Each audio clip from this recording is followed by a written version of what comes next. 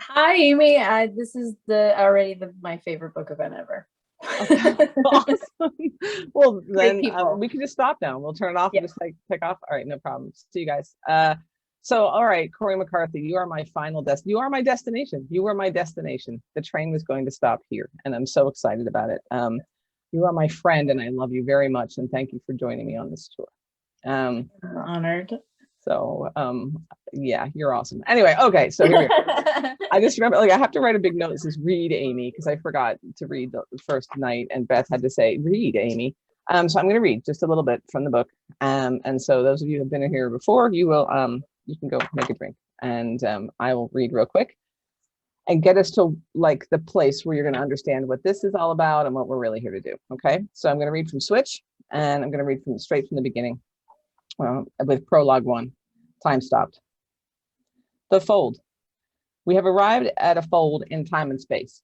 Nothing moves forward, a scientific dilemma yet to be solved fully. You are probably confused. We are confused too. Analog, digital, stopwatches, cell phone providers argued over the idea of fake time, decided it would be unethical, left us with our lock screen picture, no clock, no date. It is and has been June 23rd, 2020 for 9 months now. It's a fluke, an irregularity in space. We just have to be patient. Our hair grows, babies are born, people die, but time has stopped. We are being held for ransom. No one knows what the ransom is, who to give it to. Solution time. Inside of a month, the Secretary of Education enacted Solution Time, curricula crafted for every classroom, every school, university, every state to solve the world's time problem. Students would figure it out, be sufficiently distracted.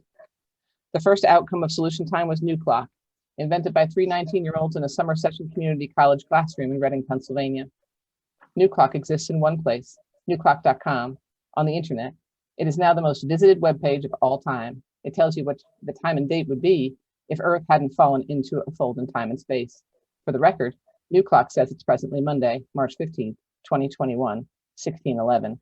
They use military time just in case this really is an alien invasion. You get used to it. That's what they said would happen. Sun still rises in the morning, sets in the evening. We still eat dinner around 1800. I refuse to pretend that New Clock is the solution to being in a fold in time and space, though. Solution time was not invented so we could find new ways to lie to ourselves. I'm looking for the real solution. I think it has something to do with giving a shit about people. Prologue 2, the switch. In the center of our house, there is a switch. It's like a light switch on the wall in the hallway outside the kitchen. No one knows what the switch controls and no one wants to know. So no one in my family ever touches it, and we don't take any visitors. This one day, Daddy built a box around the switch as a safety. When he did that, I wanted to find out everything about that switch. I pried off the box. I stared at the workings, chewed them like gum, but was too scared to flip it, blow the bubble. Nailed the box back on, ignored the box, spited the box, until Daddy built another box, a bigger one, plywood, to contain both the switch and the first box. This went on for 2 years, bigger and bigger boxes, to keep us safe. I have been nailed into box number 7, my sister in number 9, my brother in number 11. Daddy lives outside the boxes, hammering. Not what you think. Daddy is from somewhere else, a place where things are different and where people are secure. He is a naturalized citizen, but there's nothing natural about being American, he says. All slick talk and bullshit, he says. Daddy comes from a place where every word is honest. Nobody shoots you. This place is war, and he is a soldier with 6-inch steel nails. This is a circus, and he is juggling all of us. War juggling, weapons in flight, circuits and circles. Me, Richard, sister. Me, Richard, sister. I am a missile launcher. Richard is a rifle. Sister is an assortment of bombs. Then we go into part 1, which is called Aftermath. And I just want to get you to this wheel. So what you need to know is that Truda throws the javelin. She's on the track team, and she throws the javelin pretty darn well. When she does throw the javelin, she feels like the javelin. She feels like she's throwing herself. Sounds weird, but whatever.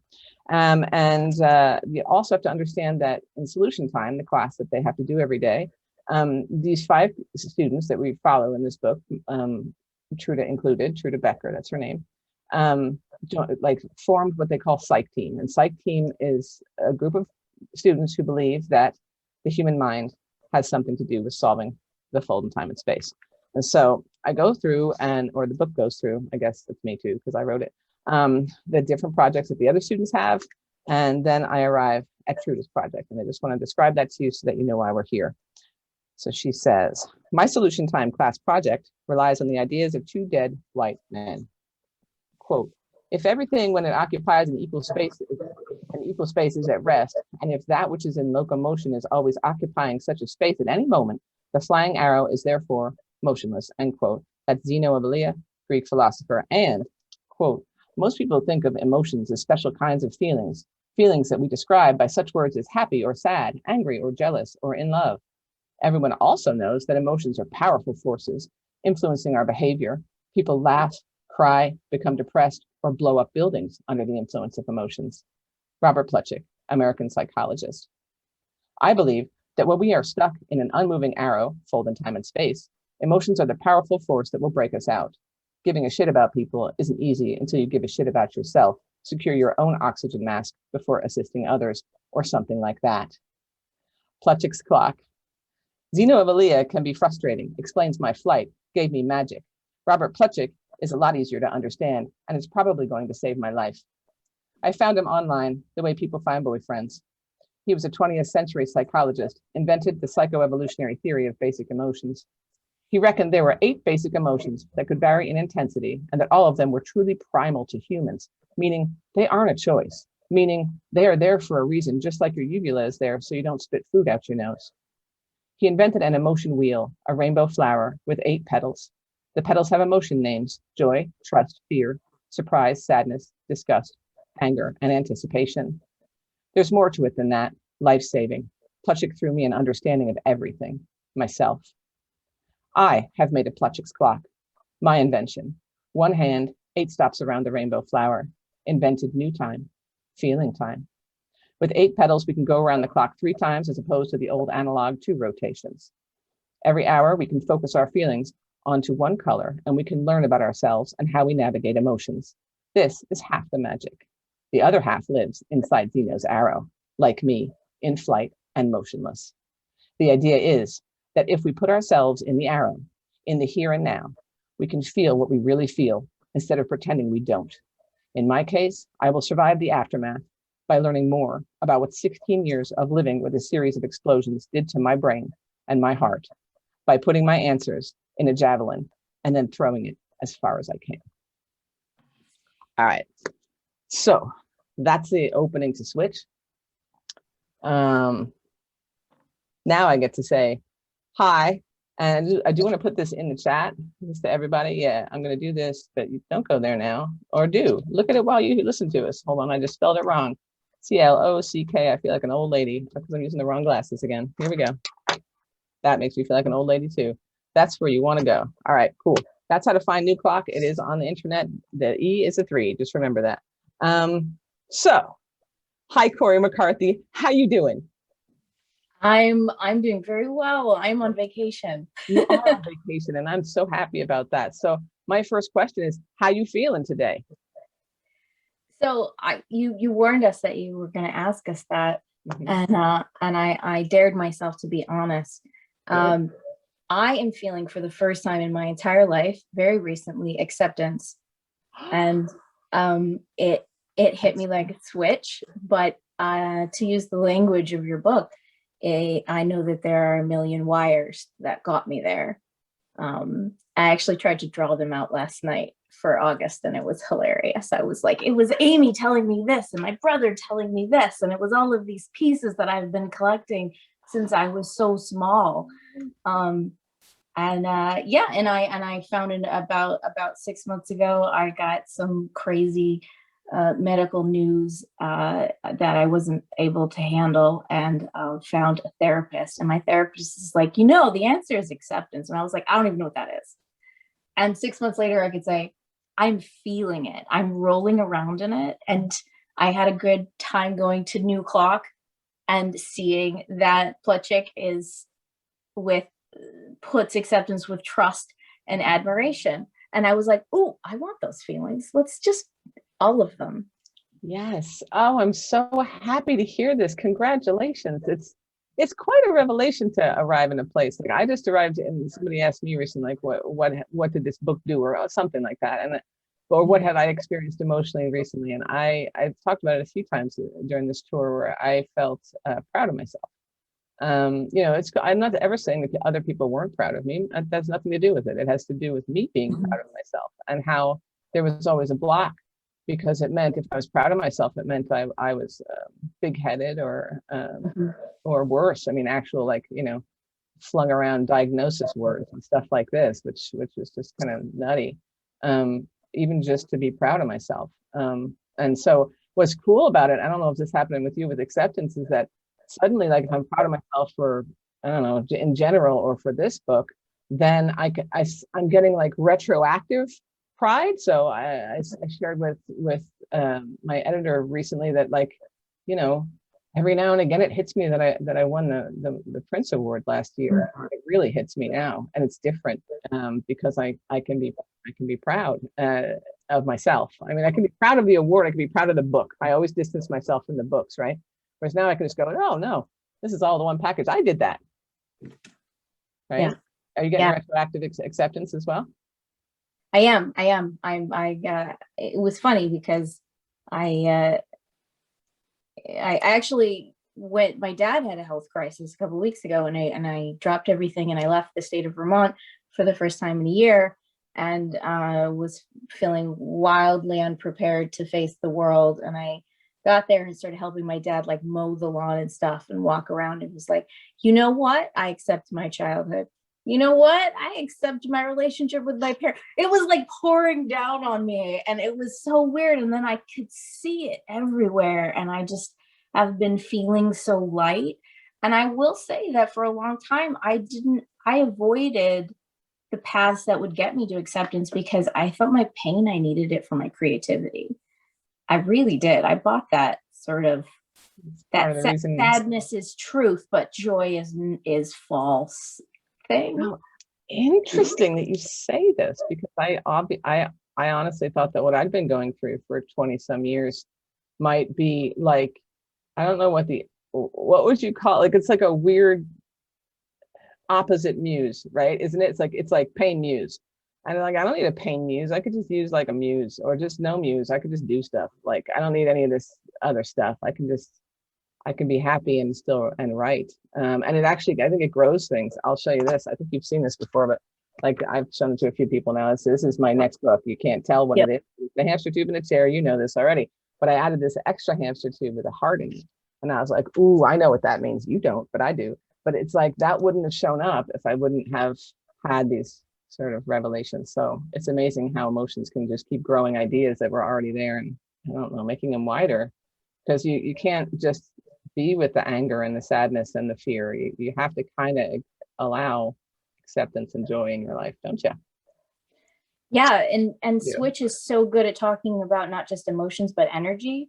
And I thought that you can feel the energy coming off of negative emotions. It's powerful. It's a powerful fuel. It always has been. I mean, I've always said that I use my writing as therapy, and that's, because cheaper than therapy.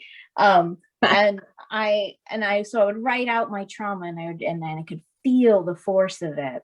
And it wasn't until very recently that I was start to sense the energy of positive feelings and what you can accomplish when you're not running yourself down. When you're not telling yourself, don't have a big head, or what, that sort of thing. Yeah. And yeah.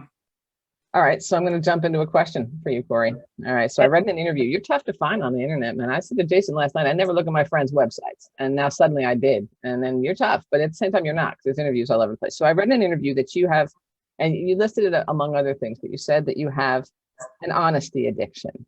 And I'd like you to explain that, because I think we have that in common. I want to talk about this a little bit. So what does that mean to you, an honesty addiction?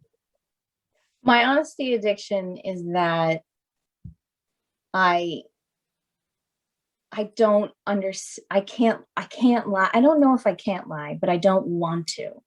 And anytime where I feel like I need to lie to someone about something, I feel like we aren't friends. I don't know you. I think this comes with growing up being trans, and growing up and being like, I am lying to you about my gender. like how can we have a relationship with anyone if we're not being honest? And then that snowballed for me into like this, I have to tell everyone the truth all the time. And I'm working on timing for that, which is great because this book is also about time. And that is something that is, and the time and emotions, because I don't think you can separate them. Isn't that an interesting thing? Time and emotions. I don't know. That'll be a fun class in school. So tell me this then, as somebody has, and I have an honesty addiction too, and I have it's so interesting that you can't be friends. Like it's true, if you fake something, if you lie something, if you have to even scheme it just a little bit, it's like, no, I can't do that. Sorry, we're not. And it's horrible because we do. I don't know about you, but I just sort of I do it if I have to. It feels awful. I don't like it, and then in my brain must process it all by itself. Because suddenly I'm like, I don't really feel like talking to that person right now. And then you have to get over yourself and go, okay. And usually I end up fessing up. I know Liv's like this too. Like just maybe 5 minutes goes by or 10 minutes. And it's like, okay, fine, I'm going to tell you the truth. And I'm like, I didn't think you lied. So I'm assuming did you have this since you were a kid though, when it came to other stuff then? Were you a kid who couldn't lie? No, I think I was lying all the time when I was a kid. I think it was a switch that I turned off in college. I was like, I'm done. I was always pretending, and pretending is a kind of lie. Yeah. It's a kind of lie. It doesn't hurt until it's been happening for years and years, and then you're like, oh, I've boxed myself into a lie. Yes. But the world was so different, Cory, and things were so different, and it's what the journey you've had is I think is a very difficult one to get through in this, with these rules, whatever rules we're playing with here, right? Like the culture's funky, like that. But you can learn to accept it. I have recently learned. Yes, you can. It's true. And it's one of those things where I mean, this is why I made my own time. And this is why I did this. And I remember when I wrote Switch and when I was kind of getting the acknowledgments together and trying to figure out, and I remember my watch story, and I was like, yep, I threw that watch in the public. I threw my watch away when I was 18, and I haven't worn one since. And then, I worked really hard to get this job, but it took, 15 years. And, but in the middle, I went to Ireland and lived self-sufficiently on a farm. So again, I'm like, no watch for me. Although I did teach, at night, and I had to be there on time, and that's fine. But I think I just forgot what I was going to say, which is just fine because I have another question for you. So, okay. So you mentioned in a lecture, and you're going to have to help me. I think you were talking about, I'm not sure what the angle you were doing, but I've used this term. I haven't stolen. I always give you credit for it because I can't lie. So I always say, Cory McCarthy said this really smart thing. He said something about the childhood method and how when you're writing, basically you go back to your childhood method. And what I remember thinking and writing down when I was listening to your lecture was, wow, that's me. Like it's a puzzle, and I loved puzzles. And it's wacky, kind of like it's not planned, right? Because that's how I do things. And so suddenly you made me accept my process is what you did. You really helped me, I should say, accept my process and go, oh, I thought I was just kind of scamming this, right? Like, not so much imposter syndrome, but I didn't know how to write. So I made up my own way to write, but that's not true at all. I was just going back to my childhood method. But then I realized that emotionally, I'm also in my childhood method because I always felt things very deeply as a child. So I'm going to ask you, what was your childhood method of feeling stuff? And did you feel things deeply as a child? Yes, actually, August and I were joking about that the other day, because when we met each other, I was 1,000% feelings, and they were like, I am a Vulcan and I feel no feelings. And I was like, that's true, because Vulcans actually feel more feelings than humans. There he is. I was talking about that, and I was like, that was the only thing I ever felt good at as a child. I was good at feelings and swimming. And I've always felt very, very confident in my feelings. And I think it's why I've always felt confidence in writing, because I write from a sense of feelings. Now, I kind of joke around a lot that I write to hurt my own feelings. That's how I know it's right. Oh, did I hurt my feelings? Then I did it right. But yeah, no, I was I was often told that I felt too much as a child. I was always told I was you're being too sensitive. You have to not worry about this. Look at this. I'm like glow. I'm sorry. There's like Oh, you look great. windows in this place and I'm just like illuminated. I It's swear I have suggestive. So yeah, for a long time, it felt like a problem. It felt like I was never going to be able to be part of this world because I felt too much and nobody wanted to hear long thoughts about feelings, which I think is why I got into poetry. Because your feelings can get long in poetry. And so and then I started drinking because that makes the feelings go away. Yeah. Yes, it does, Cory. And then I stopped. Yeah. So that was good. Yeah, because the feelings come back and you can find acceptance. How cool is that? Yeah. Yeah, I've had the same experience of being I don't know if I was very sensitive, but I was emotional. And but the one thing I remember about myself was that I was determined that I was right.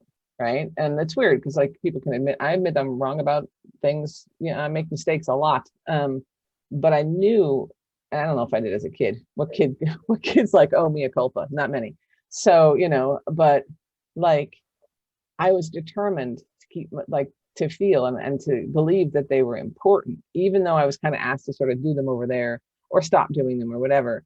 But I still knew they were super important, as important as my uvula. I just knew that they were a huge working part of my body, because my brain is part of my body. And so I think emotions are a huge part of my body. And I think that's why I turned to poetry, even though my poetry is great. Don't tell anyone about my poetry, Cory. But that's why I turned to poetry. Hey, thanks. It's the first thing people always ask me, like they don't understand that I published in like college, like university journals over here. I was in Ireland and I was publishing over here in poetry, but I still don't tell anybody, except I just told all of you. So I guess trust is on the menu tonight. Anyway, so same deal. Yeah. And then novels, did they just come after that naturally for you? What was the next step after poetry? You started. No, so I went from poetry to memoir writing, and that's what I actually did in undergrad. I did poetry and memoir, and I also moved to Ireland. UCD, right?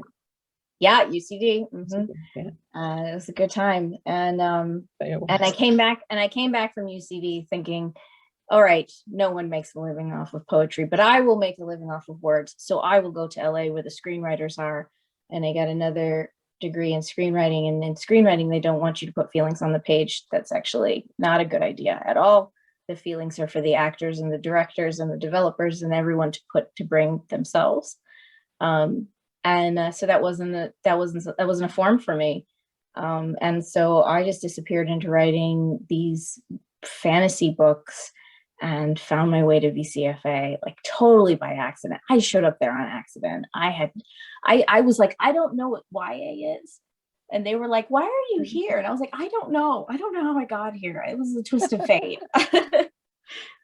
Oh, that's funny though, because I didn't know what YA was. And it was my first editor, who's now my editor as well. And now your editor as well. And it's cool, man. Try it again. Go ahead, try it again. Hold on. Don't be embarrassed. Everything's cool. It's a shade. That's myself. Yep, there we go. But he was like, hey, this could be, this is a YA book. And I was like, what's that? Okay. And I think I played along. I may have just gone, sure, yeah, of course it is. But no, I know I didn't, because I was like, what, 19? And kind of had this conversation about that. And then I read a few YA books and then I realized that, yeah, that's probably where I belonged, or that's where I felt most comfortable. I don't know, I guess because I wanted to write about the things I wanted to write about for that age group, which to me, I don't know. No, let's not get into that. Of course, that's why we write YA. That was a dumb thing to say, but that's okay. I'm not going to be all weird about it. So I heard you say in a different interview that you delve deeply into the mistakes you've made and the problems that you've faced. So we just talked about how writing is therapy. And I mean, I always say, I don't know, is it therapy? I mean, I guess it's catharsis, right? Catharsis, yeah. Hopefully. Yeah. I was actually wondering if I could ask you a question. I was wondering what feeling started your writing for this book, and if that feeling changed when you were done writing it. Like, what feelings sent you off to write this book, if there could be one?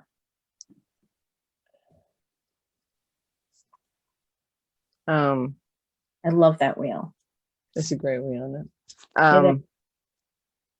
Gosh, when it comes to the book that it is, this book was started so many times. So Truda herself came from somewhere else, but not the one you know. The Truda that I know that started this book out is a very different Truda. So this book technically started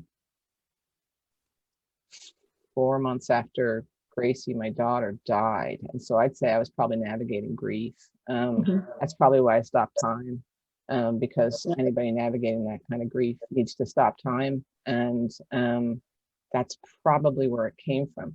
And on the outs of this novel, I felt probably, wow, I think I probably felt acceptance. Yeah, I did. Or anticipation, acceptance or anticipation. About sort of like I have a note here that says, I can't wait to write another book. I have posted, you guys may not know, I have post-it notes everywhere. You just can't see them. They're everywhere. They're like everywhere.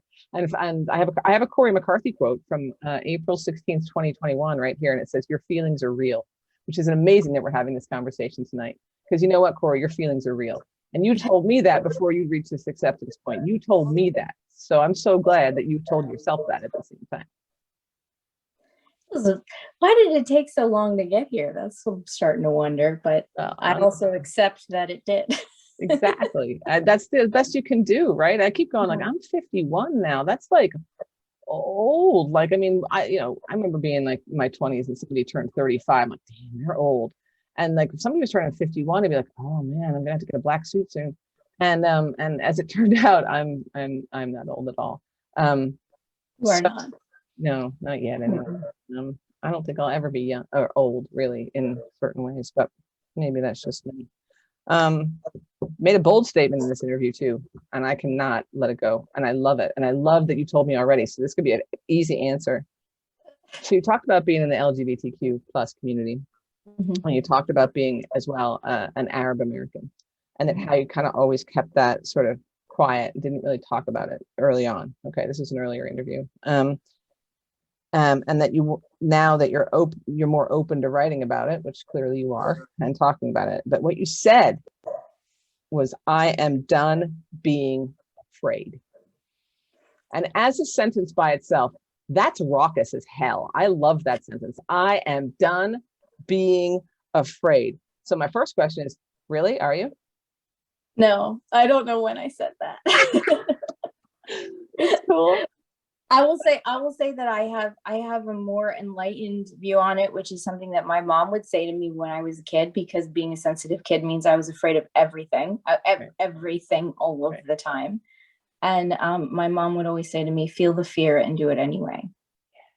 Yeah. And that's something that actually helped me write a book that I have coming out in November. And just the whole idea, and I've been trying to give it to my own child, which is the whole idea is that you're not supposed to not feel it. You're just supposed to not let it stop you. And that's hard. That's hard. And so I think when I said I'm done being afraid, who knows? I'm like, who reads these interviews? The answer is Amy King. Well, it's I think you were really referring more to just being out and being, like, and you referred to yourself earlier, like, I'm trans. You just said it, like, and I think that the journey is an interesting to look at, really. If you look at the fact that I read this interview and I knew damn well this was outdated information, which means the journey that you've just been on and that you're still on, right, is freaking unbelievable, really, right? That you're like, well, I didn't really mention this before. Well, here you are mentioning it. In fact, you're living it, and there's no, and you aren't afraid. So technically, that's half true. I mean, if we go in context, but I think my fears may be working with me now. Nice. I'm very, very delightedly on vacation at the beach, for the first time in my life, post-op surgery. And my therapist was like, "You're going to take your shirt off at the beach." And I was like, "Yeah, I am." And I've been doing that all week, and it's been fucking fantastic. And I just have to be honest about that, because all of the people who might say things that might hurt my feelings aren't worth the one person who was me 3 summers ago going, I want to be that person on the beach with those top surgery scars. I want to be that person. I did that. I came here 3 years ago, and I saw those people up near P-Town, and I was like, they inspired me, and now I don't know who might see that and know that they can do it too.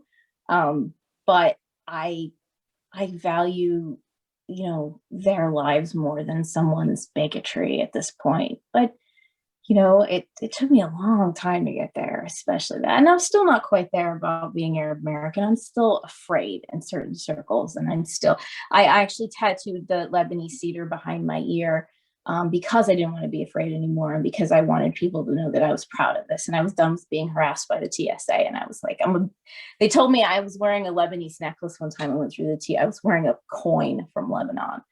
And they do that horrible thing where they pat you all over and they're really intrusive. And they said, and the person said to me, "Don't wear that necklace next time." And I was like, "I'm going to go fucking tattoo it on the back of my ear. You don't control me."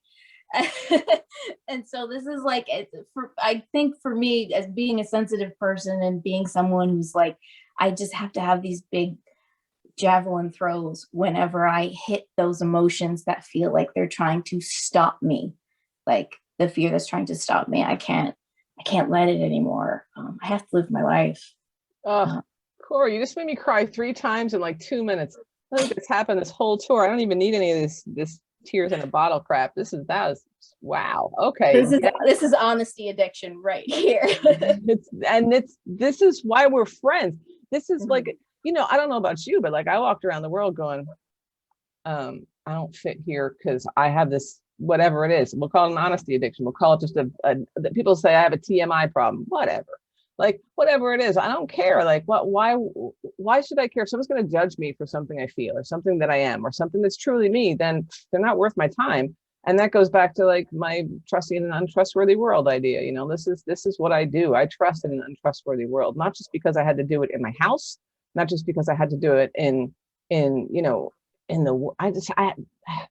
if somebody does bad on me, that is not my problem. That is their problem. And they can go deal with it and figure it out. And if they want to sit there and I don't care. I don't care. It's kind of like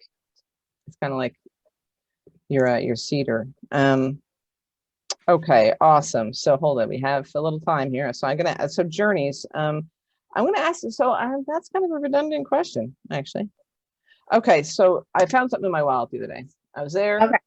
I was on the phone, and they needed a certain number, a certain piece of information, and I keep that in my wallet, right? Mm-hmm. So this weird piece of like waxy like paper fell out of my wallet. I'm like, what the hell is that? Because that's weird paper. And in Sharpie, it says bad days are important.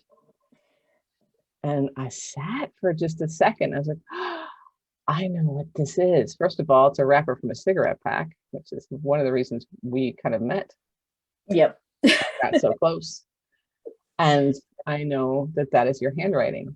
Can you tell me why this is in my wallet, Cory? Because bad days are important. They are. They are. What do they do? What do bad days do? Why are they important? Bad days help you grow. And I feel like for a long time, I felt like my emotional core, my being, was being pushed out in this negative direction. I kept acquiring this trauma. I had so much trauma, addictions and all kinds of things. It just kept going out in this direction. And I thought, it's just bad days. It's just my bad luck. I kept telling my therapist, I just have bad luck. And he's like, maybe you need to stop saying that to yourself. Right.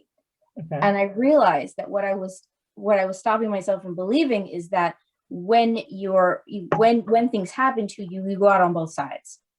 You don't, your ability to experience and understand, and handle trauma, it goes out on the side, but so does your ability to feel joy. Right.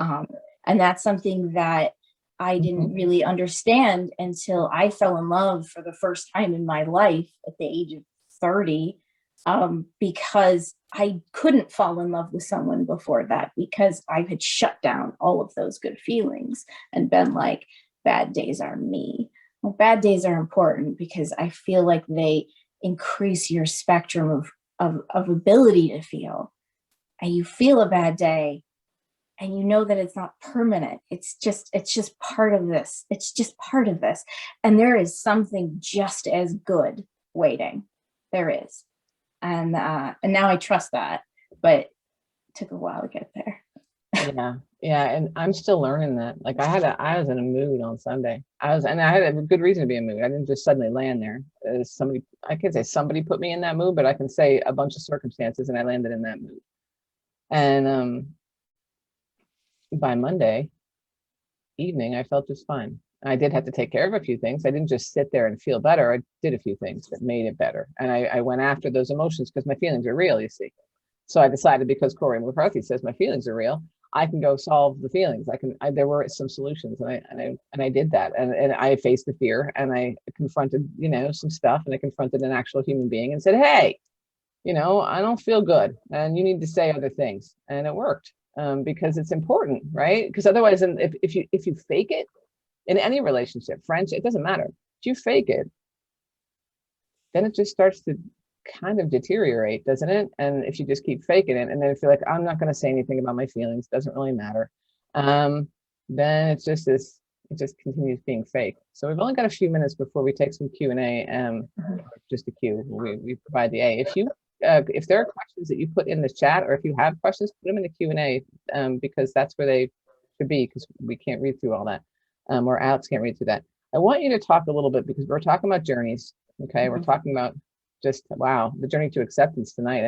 I love that answer, Cory. That's gonna make me I'm gonna grin all day. That makes me so happy as your friend.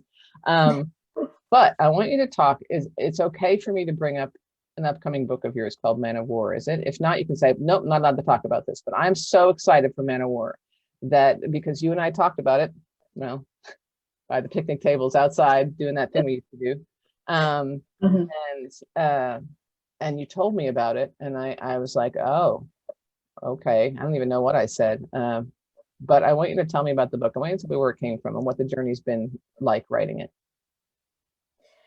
So, Man of War, I think you said earlier that Switch you restarted it, and it came from a lot of different places, and that definitely happened with Man of War. At one point it was called How to Date a Portuguese Man of War, and it was a rom-com. It is no longer a rom-com, and that's because books go on their own sort of journeys as you're writing them. Yeah. And Man of War, I set out to write about being trans, and which was a very bold thing to do, because it was in the middle of a huge transition. Yeah. And I didn't necessarily know what the ending was. And I only knew that I was going to write about myself. Right. And so I set out, and I was like, oh, this is a trans identity story. And I went down, and I got to the end of the book, and I looked up and I said, no, this book is about growing up in captivity. And it's not about gender. It's about growing up and feeling like you're in a cage, and everyone is around you looking at you and knocking on it and being like, do the thing that I put you in there to do, and you do it. And that whole idea that when you grow up in captivity, when you grow up feeling like people cannot see you, that you can't survive in the wild, so you just stay there, you stay in that tank, And Man of War is about a swimmer, a competitive swimmer, but it's also about, I grew up in this little town in Ohio that had the SeaWorld of Ohio in it. And what happens when you have an amusement park in your town, or a theme park in your town, is that the local the school district gets to go there as much as humanly possible, because it's a free field trip. So I've spent so much at my life at SeaWorld of Ohio, which no longer exists, by the way. And I connected with those poor little penguins living in the shoebox, the kind of thing, and the sad orcas with the top fin flipped over. And I started, it's what made sense to me. I communed with those. I was like, these are my people. We're all in captivity here. And it's a beautiful metaphor. I mean, it was handed to you and you lived it, and it's a heck of a metaphor. I think I feel pretty lucky that I recognized it, and I'm very, very lucky that I get to work with our fantastic editor with it, as I needed somebody who was going to be not afraid to handle tough feelings with me. And it's been fantastic. Great. And I'm proud of myself because remember how I said I started writing and I couldn't see the end, and I can see the end now, and the end is part of me. And I'm very excited for that book to come out. And when I started writing, that was not the feeling that set me off. It was like revenge. I started writing the book. Is revenge on Plutchik's chart? Because it's not, but I'd say, I mean, there are allegedly, I think it was 34 or 43,000. I mean, there's a big difference. It's money, but whatever, it's feelings. But there's like 34, 40,000. Let's just go there of emotions. And I'd say, I mean, what were you asking? Sorry, I just got all numbers, math nerd. No, but I was just asking if revenge was on the revenge. wheel. I think revenge probably goes into like rage, aggressiveness. So between anticipation and anger is aggressiveness, and then there's contempt, which is anger and disgust. So yeah, I think somewhere it was a dark place that I started writing the story from, because I wanted to tell the truth about growing up in a place that needed me to be a certain thing and do a certain thing. And you know, I mean, I went to a school where there were almost 500 high schoolers and there was not a single person out. Right, of course. And I was recently asked to talk to their GSA. I just want to put that out there.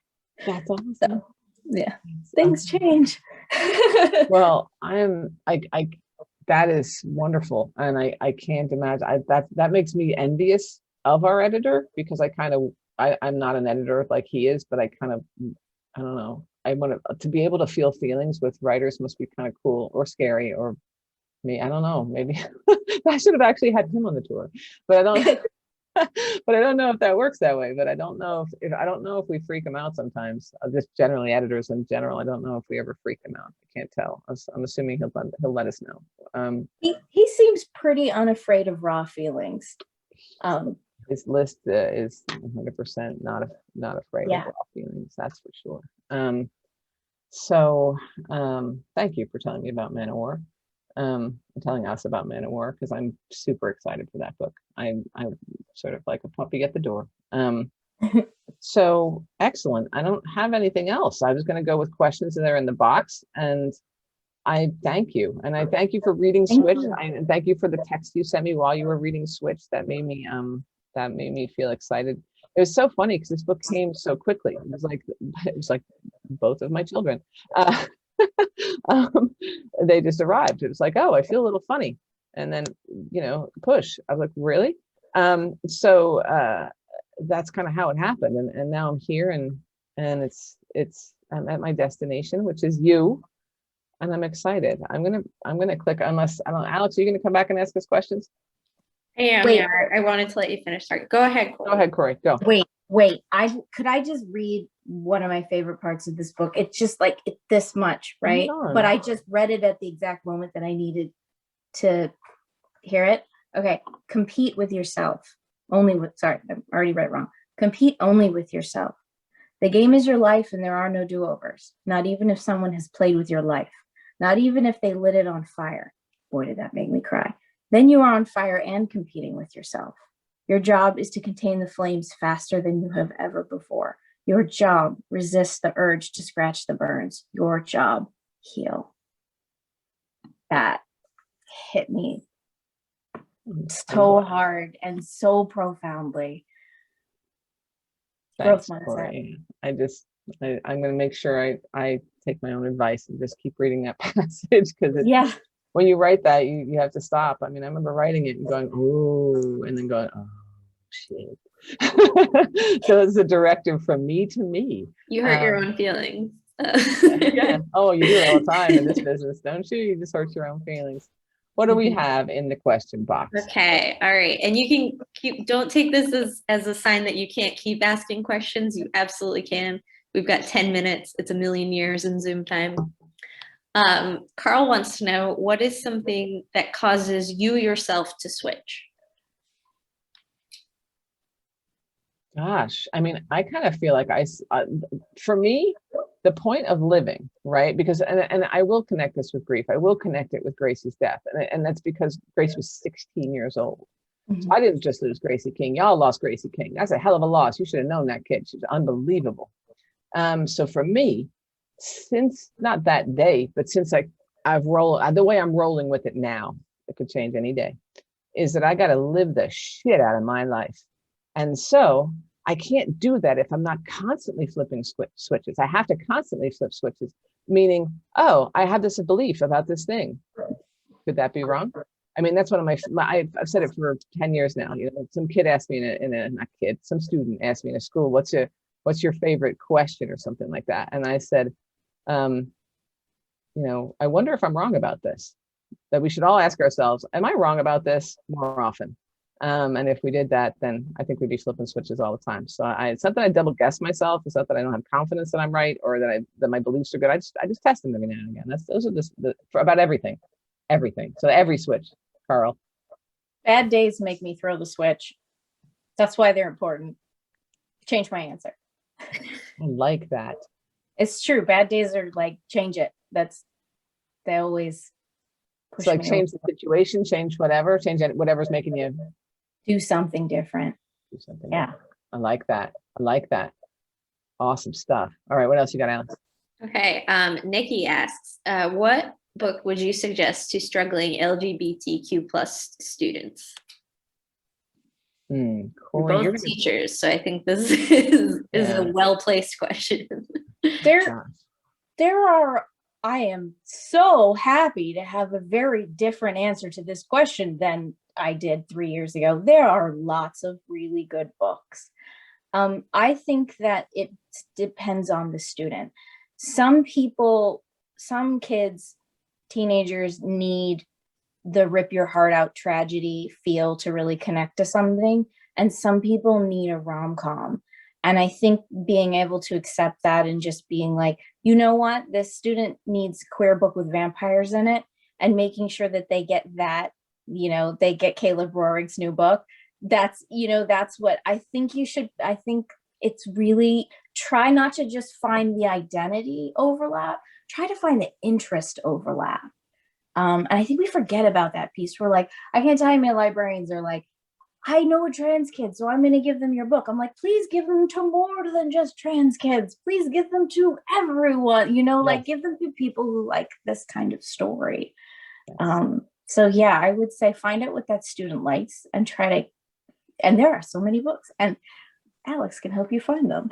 Yeah. My job. There's so many lists at this point. And I mean, so that, I don't want to say early, because I don't know if I can say early LGBTQ books, but I know that when I was writing Ask the Passengers, and that came out in 2012, it was just assumed that if you were going to write about, your experience with queerness or a fictional book about any kind of queerness, that it was going to be a coming out story, period. And that was going to be it. And to the point where I pitched this book based on this idea, and I thought they were on board with that idea, but they were like, no, but she has to come out. I was like, oh, well, no, that wasn't the point. And what's funny about if you've read Ask the Passengers, is the way she comes out it was me actually, I love my editor very much at Little Brown, but it was me talking to my editor, going, oh, fine, here you go.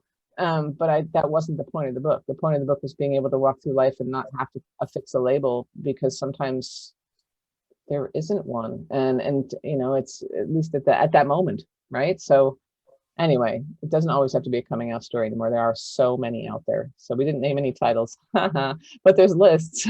There's a few. Lots of lists. And as your friendly neighborhood bookseller, I will say it has gotten notably easier to find those books just like on any random bookstore shelf. And I've been doing this for a little while, so I know. You can always ask any bookseller. We're always happy to help with things like that. We get excited when you have questions. So this is from Han and Stell, who are best friends. And Stella asks, do you have any advice for teenagers who want to live self-sufficiently on a farm? I would like to know how to deal with the gross sexism that seems to pervert the writing world at times. Thank you so much, from two weird teenagers living in Edmonton, Alberta. Oh, okay. Alberta, yeah, rock on. Okay, so I didn't catch the second part of that, but I caught the first part, so I can answer that. The advice is learn how to grow vegetables, and that's the first part. Learn how to grow things, and then maybe, like me, your interest will expand to being a chicken breeder, which is what I was. I was a poultry breeder, and I even bred fancy chickens that people would drive hours to come and buy for me. So other than that, the biggest thing is yeah, that's it. Learn how to cook your own stuff, learn how to do your own stuff, learn how to do everything, learn how to wire your own sockets, learn how to plumb your own house, learn how to, you know, and yeah, there's gross days, you know, there's egg bound hen days. Why is this egg, you know, this hen not laying eggs? Oh, it's bound. Oh, someone get the Vaseline. Yep, that was my 20s and 30s. So it's just kind of like, you know, and yet the other day a possum died in my shed and I was like, I can't touch that. I'm just not there right now. I've done that life. I'm not into the dead possum. But yeah, the advice is, you know, the only reason I was able to do it was because I was in Ireland and we were able to buy a farm for so cheap, it was ridiculous. And, you know, I don't know, I do know a friend up in Canada who just bought a piece of property that was pretty cheap. And so look around for cheap property that you can live on, like good roof. Look for a place with a good roof, and you know, you don't need that much land. Just don't have a lawn. I don't even understand why we have lawns. It doesn't make any sense. Grass is pointless. Grass is So I've parsed this question actually. So that was Stella's question. okay. Anne's question is, I would like to know how to deal with the gross sexism that seems to pervert the writing world at times. I have two answers. I have two answers for you, and it's in every one of my books. This and this. That's how you handle it. That's it. You just do your thing. And you know what? If they're like, no, you're too weird for a woman, just do it again and again and again. It took me 15 years. And eventually it was like, oh, I guess you can be weird. And then look what I ended up doing. I ended up being able to write weird ass books, which is wonderful. And I'm so like lucky. I'm so lucky. And that's all just because some smart guy said, hey, got anything weird? To an agent. And that agent happened to have my book on their desk. Weird, right? What about you, Cory? I don't know. I've been thinking about the sexism a lot lately because people are starting to treat me differently now that I'm presenting more male. Yeah. And it's making me sort of like, oh, you guys are worse than I ever thought you were. It's not as bad as it seems, but I will tell you to pay attention that it comes from the reader end up, which is a weird thing to throw back, but it's true. Publishers feel justified in giving AFAB individuals less money because when there's a man's name on the book, they sell better. So don't buy books based on the author, what you think the gender of that author is, and maybe everything will go better from there on up. I don't know if they'll ever change their ways unless there's a capitalist reason to change their ways, unfortunately. Nicely said. And I'll throw this out as well. The gatekeepers out there, and I know there's a bunch of you there in my text stream. Isn't he great? He cares about children. Isn't he pretty? Isn't he this? Stop it. If somebody said I was sexy, that'd be freaky, right? Oh, I love Askin's book. She's so sexy. Look, I just threw up my mouth. You just didn't see it. Isn't that good for you? But like, no, stop it. He's a guy who cares about kids. Stop it. Just, it's lovely. It's always lovely. But I also care about kids, and that's pretty cool too. But like, it's weird. It's weird because fiction, I think, as well, is like, well, it's children, so women, you know, I don't know. But the sexism's there everywhere. It's not just in publishing. It's everywhere. It's every single place. You know, it's the guy who reaches right past you at the deli. It's the guy who, oh my gosh, he totally cut me off today. I was going to the car wash. Everything's cool, and then he drove in front of me and swerved, and then he got to the thing where he had to put his card in, and he just stopped and didn't do anything for like 4 whole minutes. And Liv and I are in the car like, what are you doing? And he didn't care that he cut me off. He didn't even see me. And that's the reason these are great, because when they don't see you, you just go around with these and do what you want to do, write what you want to write, do what you want to do. That's the most important thing. And, you know, yeah, you might have to have 2 more jobs, but whatever. It's worth it. I got 3 jobs. You got 3 jobs. Exactly. We both got 3 jobs. You know what? If you want to be a writer, you can make it work. Don't let anyone tell you differently. No, and each of the jobs actually bounces off each other too. It works really well. Like I teach, I learn more from my students than I could ever tell you. And I learn more from my fellow faculty members than I could ever tell you. It's a beautiful thing. And it's, you know, anyway, I'll shut up. So fingers. Sorry, I gave you. Amazing. All right. Well, we are right perfectly at 8 o'clock. You finished answering that question almost like you had planned it. So before we go, I was just wondering if either of you have any parting wisdom you would like to share. I don't have wisdom. I just have so much gratitude. And it's weird to use this moment to thank everybody that I went to, so I'm not gonna. I'm gonna thank Cory McCarthy for joining me tonight and for being my friend and for being an unbelievable sibling who has held me up for many years. And I love you, Cory, and thank you for being here tonight. Thank you for being so unflinchingly honest and epic. I love you too, Amy, and I am so happy to be here. And my parting words to all the awesome people who showed up tonight are that A.S. King's books can change your life, and you should let them. I will second that. So thank you both so much for being here. Thank you to everyone in the chat. It is always such a joy when I get to host an event I would have gone to anyway. It's like getting paid to have fun.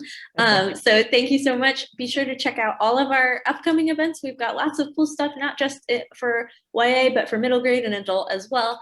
And all of that is available on brooklinebooksmith.com, as well as a copy of Switch. If you didn't get one yet, you totally should. Support your independent booksellers. Support your independent booksellers. Support them, like in every possible way you can. Support your independent booksellers. It's a huge deal. So if you haven't bought a copy of the book, buy one from Brookline Booksmith. And I have stuff I'm about to send them. So there's a book plate in there, and there's swag in there, and there's all that stuff that's coming to you. So support your independent booksellers. Thank you so much. And by the way, we didn't see the chat. And the minute we say goodbye, everything disappears. It's horrible and magical at the same time. It's so true, but everybody's being very nice. Thank you, Alex. Thank you all for coming, even though I couldn't read any of your things. And it is Mental Health Awareness Month. Don't forget that. Check in on your people and crush the stigma. Damn it. Crush it. Crush it. Therapy is awesome. Love each other, and feel the fear, but do it anyway. And there were a lot of good quotes tonight. But yes, everybody have a lovely night. Stay safe and be well. Thank you.